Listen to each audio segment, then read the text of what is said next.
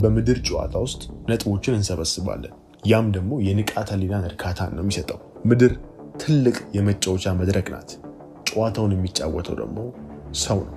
ሰው ብርሃን በአካል ተገልጦ ነው። ታዲያ መተውስ ያለበት የሚታየውን የመቆያ የስጋ ድንኳን ሳንሆን በመቆያ ውስጥ ሰው መሆን እየተለማመደ የሚገኘው ንቃተ ህሊናችንን ነው። ግንኙነትና ፍቅር፣ ፈጠራ፣ ጤናን መጠበቅ፣ የግንዛቤን ደረጃ ማላቅ፣ ከፍ ሲልም ደግሞ ራሱን ጨዋታውን መገንዘብ ወይም ደግሞ ወደ ምድር የመጡበትን ዓላማ ማወቅ ደግሞ በህይወት ጨዋታ ውስጥ ብዙ ነጥብ የሚያሰጠን ነው። ሰው በዑደታዊ ሂደት ውስጥ በተለይም ደግሞ ባልተፈለገና ራሱን በሚያስሩ ዑደታዊ ሂደት ውስጥ በሚጠመድበት ጊዜ ዋና ገጸ ባህሪውን እያጣና ዓላማውን እየሳተ ወደ ኤምፒሲነት ነው የሚቀየረው።